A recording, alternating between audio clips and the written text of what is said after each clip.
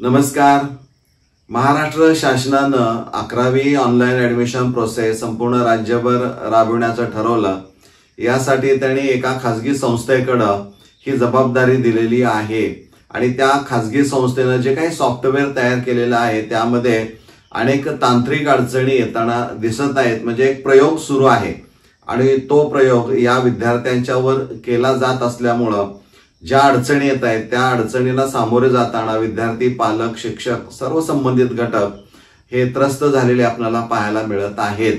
अगदी कालचाच दिवस जर आपण पाहिला तर काल दुपारपासून 2-2.5 तासाच्या अंतरामध्ये 3 वेळा बदल केलेला आपल्याला पाहायला मिळतो. तो म्हणजे व्हॅकन्सी लिस्ट. व्हॅकन्सी लिस्टमध्ये सुरुवातीला ज्यावेळी त्यांनी सांगितलं की तिथं व्हॅकन्सी लिस्टवर क्लिक केलं तर तुम्हाला डिस्ट्रिक्ट आणि इकडं ते सगळं डाउनलोड जर केलं तुम्ही तर त्या कॉलेजची, त्या जिल्ह्यामधल्या सगळ्या कॉलेजेसची माहिती UDIS नंबर सहित सगळी उपलब्ध होत होती.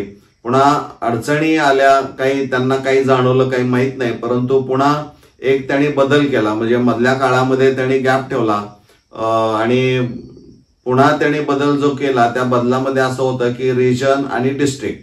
रिजन सिलेक्ट करायचा, त्यानंतर त्या रिजन मधला डिस्ट्रिक्ट सिलेक्ट करायचा आणि डिस्ट्रिक्ट सिलेक्ट केल्यानंतर सर्च केलं की तुम्हाला ती यादी त्या त्या जिल्ह्यातल्या कॉलेजेसची, उच्च माध्यमिक विद्यालयाची पाहायला मिळायची. पुन्हा काही वेळानंतर आणखीन एक बदल केला की रिजन, डिस्ट्रिक्ट हे 2 भरल्यानंतर पुन्हा त्यांनी असं म्हटलं की स्ट्रीम कोड. आणि स्ट्रीम कोड हा जो आहे तो माहिती पुस्तिकेमध्ये पान 51 आणि 52, पान 51 वर मराठीमधून आहे, पान 52 वर इंग्रजी माध्यमातून दिलंय की स्ट्रीम कोड जो असणार आहे त्याला म्हटलंय code structure of junior college, म्हणजेच स्ट्रीम कोड असणारा आहे. तर तो स्ट्रीम कोड भरल्यानंतर तेवढ्याच कॉलेजची माहिती मिळते. पण समजा विद्यार्थ्यांनी आता व्हॅकन्सी लिस्टवर क्लिक केलं तर तुम्हाला सुरुवातीला रिजन दिसेल. एकूण 8 रिजन आहेत, त्यातलं रिजन सिलेक्ट करा, डिस्ट्रिक्ट सिलेक्ट करा आणि सर्च केलं तर डायरेक्ट तुम्हाला एकूण त्या जिल्ह्यातल्या कॉलेजेसची नावं मिळू शकतात. पण अडचण अशी आहे की एकाच दिवसामध्ये, काही तासांमध्ये जर इतका बदल होत असेल तर यावर नेमकं शिक्षण विभागाचं नियंत्रण आहे की नाही हा मोठा एक प्रश्न आहे. कुणाशी कुणाला ताळमेळ नाही, सगळा गोंधळ सुरू आहे. आणि या गोंधळामध्ये माहिती पुस्तकाच्या आधारे थोडासा अभ्यास केल्यानंतर लक्षामध्ये आलं की पुन्हा त्यामध्ये गोंधळ झालेला दिसतोय. त्यामुळं पालकांनी नेमकं काय करायचं, विद्यार्थ्यांनी नेमकं काय करायचं, या अनुषंगानं क्लिअर आयडिया तुम्हाला यावी. खरं वास्तविक पाहता या अनुषंगाने एखादी शुद्धीपत्रिका निघणं गरजेचं होतं, परंतु तसं ते झालंय की नाही माझ्यापर्यंत तरी, किंवा त्या वेबसाईटवर गेलो तर तिथं कुठेही ते आपल्याला पाहायला मिळत नाही. त्यामुळं मला असं वाटलं की तातडीनं पुन्हा एकदा व्हिडिओ तुमच्या समोर आणणं गरजेचं आहे. ही माहिती तुमच्या समोर मांडणं हे मला गरजेचं वाटलं आणि म्हणून इथं पुन्हा एकदा आपण नीट समजून घेऊया की स्ट्रीम कोड किंवा code structure of junior college काय असणार आहे.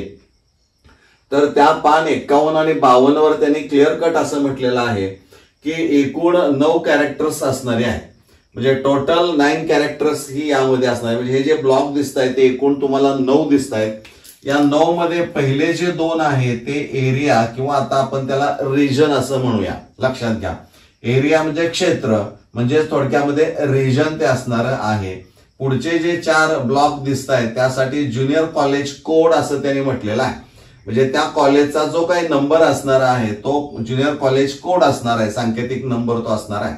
त्यानंतरचा पुढचा रकाना जो दिसतोय किंवा चौकट दिसतोय ती स्ट्रीम आहे. मग आर्ट्स असेल, कॉमर्स असेल, सायन्स असेल, म्हणजे कॅपिटल A, कॅपिटल S आणि कॅपिटल C स्ट्रीमसाठी, म्हणजे शाखा कोणती असणार आहे, कला, वाणिज्य, विज्ञान ते दाखवतं. त्यानंतर कॉलेज स्टेटस असणार आहे, ते कॉलेज एडेड आहे, लोकल बॉडीनं चालवलेलं आहे का, अनएडेड आहे का, सेल्फ फायनान्स आहे का, पार्टली एडेड आहे, हे इथं असणारं सिम्बॉल ते दाखवतं आणि किंवा सांगतं त्याचा अर्थ. आणि शेवटचं जे असणार आहे ते मीडियम, इथं जे लेटर येणार आहे ते माध्यम सांगतं. म्हणजे माध्यम त्या कॉलेजनं, ज्युनियर कॉलेजनं रजिस्ट्रेशन करताना इंग्रजी माध्यम म्हटलंय का मराठी माध्यम म्हटलेलं आहे ते तिथं उल्लेख केलेला असणारा आहे. म्हणजे इथं 9 कॅरेक्टर्स आहेत. आणि ज्यावेळी मी हे सगळं चेक करतो त्यावेळेस मला काही शंका आल्या. अर्थात हे माझं कदाचित अज्ञान असेलही की त्यांनी शुद्धीपत्र काढले की नाही, पण माझ्या माहितीप्रमाणे कुठं मला ते वाचायला मिळालं नाही आणि म्हणून विद्यार्थी आणि पालक यांच्या समोर ह्या गोष्टी क्लिअर कट सांगणं हे खूप महत्वाचं आहे. म्हणजे हे 9 कॅरेक्टर जे असणारे आहेत ती इथं तुम्हाला दिसतील की कशा पद्धतीने, म्हणजे स्ट्रीम कोड मुलांना माहित नाही नेमका अर्थ काय आहे तो, तर पुन्हा एकदा तो नीट समजून सांगतोय. टोटल इथं 9 कॅरेक्टर्स, हे 9 तुम्हाला चौकटी, एकूण 9 चौकटी दिसत आहेत. त्याचं मिनिंग कसं काढायचं हे लक्षात घ्या. आता जी माहिती पुस्तिका असणार आहे त्या माहिती पुस्तिकेमध्ये कोल्हापूरसाठी, म्हणजे कोल्हापूर रिजन जे क्षेत्र असणार आहे त्यासाठी त्यांनी KP असं नोटेशन वापरलेलं आहे. पण काल ज्यावेळी हे सगळं त्यांनी वॅकन्सी लिस्ट मध्ये ज्यावेळी मी तपासत होतो कोल्हापूर रिजन मध्ये, त्यावेळेस मात्र तिथं त्यांनी बदल केलाय KO. म्हणजे याचा अर्थ माहिती पुस्तिकेमध्ये KP कोल्हापूरसाठी दिलेला आहे, तर प्रत्यक्षामध्ये ज्यावेळी काल त्यांनी वॅकन्सी लिस्ट त्या रिजनची डिक्लेअर केली त्याच्यामध्ये KO असं दिसतंय. त्यामुळं तूर तरी आपण असं गृहीत धरूया की माहिती पुस्तिकेमधली माहिती ही चुकीची असणारी आहे. त्यामुळं KP आपण न विचारात घेता त्यांनी जे आता लेटेस्ट दिलेलं आहे त्याप्रमाणे KO समजायला काही हरकत नाही. आणि मग इथं KO म्हणजे पहिले 2 जे असणार आहे ते एरिया किंवा रिजन सांगतात, पुढचे 4 लेटर जे असणारे आहेत ते ज्युनियर कॉलेज कोड सांगतात. पण इथं 10,351 आहे, म्हणजे इथं 5 अंक आहेत, इथं तर 4च अंक त्यांनी दिले आहेत. म्हणजे यांचं 9 कॅरेक्टर्स असं म्हणतात, एकूण 9 ब्लॉक आहेत, परंतु ज्यामध्ये नंबर म्हणजे अक्षर आणि अंक असणारे आहेत. पण इथं तर तुम्ही पाहिलं तर हे 5 दिसत आहेत, 5 लेटर ज्युनियर कॉलेज कोड साठी. S स्टँड्स फॉर काय असणार आहे सायन्स, F सेल्फ फायनान्स आणि E मीडियम असणार आहे इंग्रजी.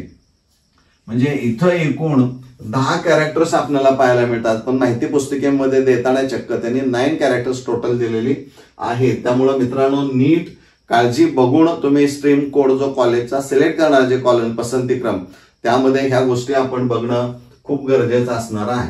त्यानंतर छत्रपती संभाजीनगरसाठी SBN असं माहिती पुस्तकीमध्ये आहे, परंतु प्रत्यक्ष काल ज्यावेळी मी पाहिलं त्यावेळेस AU असं म्हटलेलं आहे त्यांनी, म्हणजे औरंगाबाद. आणि पुढं हे 4 बरोबर अंक आहेत, म्हणजे 4 ब्लॉक्स त्यासाठी ठेवलेले आहेत. आर्ट्स, पुन्हा सेल्फ फायनान्स आणि मराठी मीडियम असणार आहे. हे 9 कॅरेक्टर्स इथं आपल्याला पाहायला मिळत आहेत.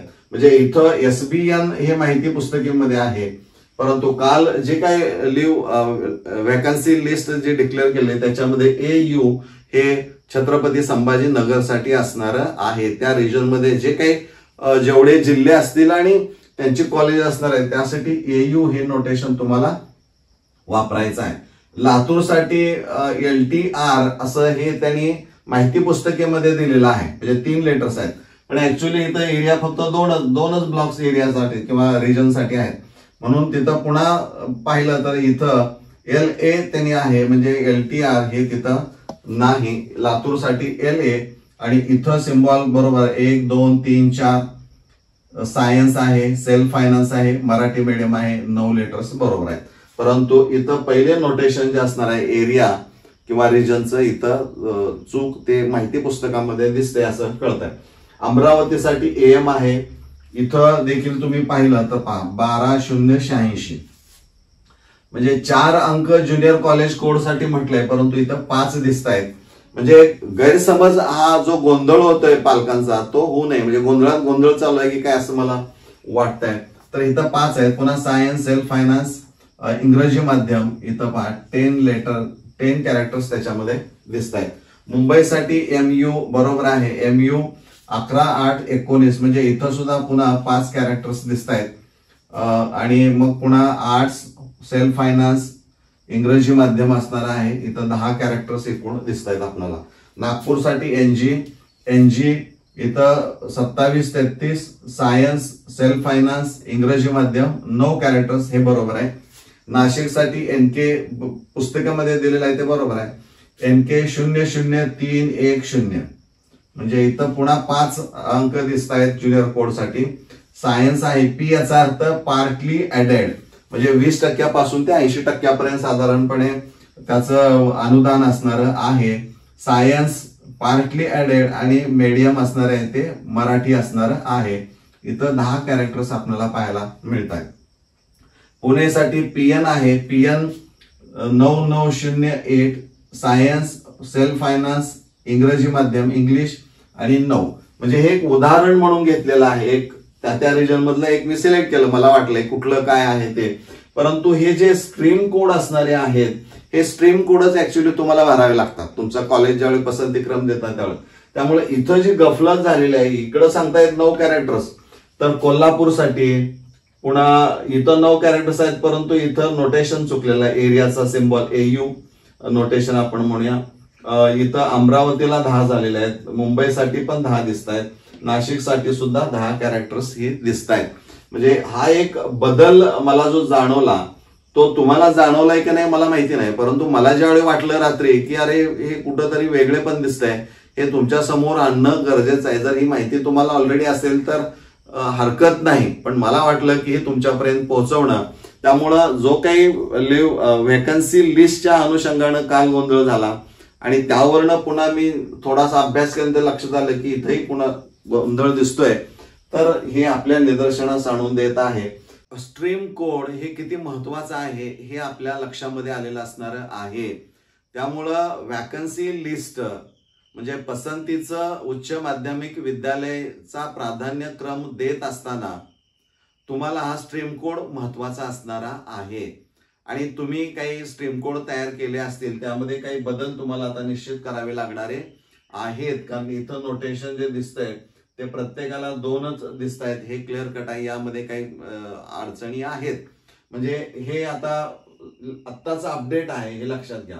तर उदाहरणार्थ आपण असं धरूया की हा तुम्ही सिलेक्ट केलेला आहे, तर ज्यावेळी आत्ता तुम्ही त्या स्ट्रीम कोड टाकल्यानंतर रिजन टाका, डिस्ट्रिक्ट सिलेक्ट करा, स्ट्रीम कोड टाकला समजा तुम्ही तयार केलेला आहे तो, तर तेवढंच महाविद्यालय आणि त्या महाविद्यालयामध्ये घटनात्मक दृष्टिकोनातून असणारं आरक्षण आणि विशेष आरक्षणाची टक्केवारी, विशेष आरक्षणामध्ये EWS आणि SCBC हे 2 येतात, या सगळ्यांची पर्सेंटेज त्यामध्ये दिलेली आहेत. एकूण इंटेक त्या उच्च माध्यमिक विद्यालयाचा किंवा कनिष्ठ महाविद्यालयाचा किती आहे हेही त्याच्यामध्ये आपल्याला पाहायला मिळतं.